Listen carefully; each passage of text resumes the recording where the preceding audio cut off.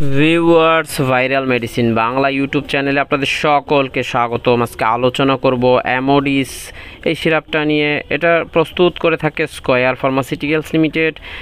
এটা একটা পাতলা পায়খানার সিরাপ। এটা আপনি ছোটদের সেবন করাতে পারেন। এটার জেনেরিক নেম হলো মেট্রোনিডাজল। এটার এক বোতলের খুচরা বাজার মূল্য হলো 35 টাকা। এরপরে জেনে নেই এই অ্যামোডিস সিরাপটা আপনি ছোটদের কেন খাওয়াবেন।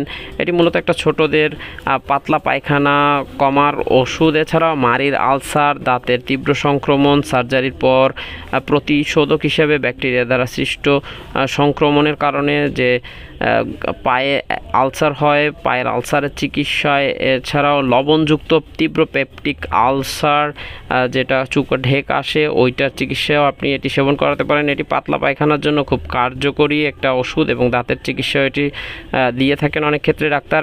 এরপর জানেন এর সেবন মাত্রা। এটা 1 বছরের ঊর্ধ্ব বয়সীদের জন্য সাধারণত আধা চামচ থেকে 1 চামচ করে দৈনিক 2-3 বার সেবন করানো যায়। যেহেতু বয়স ভেদে ডোজের পরিমাণ কম বেশি হতে পারে, তাই চিকিৎসক আপনাকে যেভাবে নির্দেশনা দেয় সেভাবে ছোটদের সেবন করাবেন।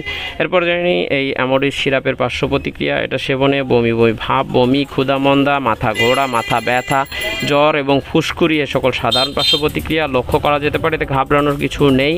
এটি যেহেতু অ্যান্টিবায়োটিক, তাই অবশ্যই সতর্কতার সাথে ছোটদের সেবন করাতে হবে। আর যে কোনো ওষুধ সেবন করাতে চাইলে ছোটদের এবং বড়দের অবশ্যই রেজিস্টার্ড চিকিৎসকের পরামর্শ নিতে হবে।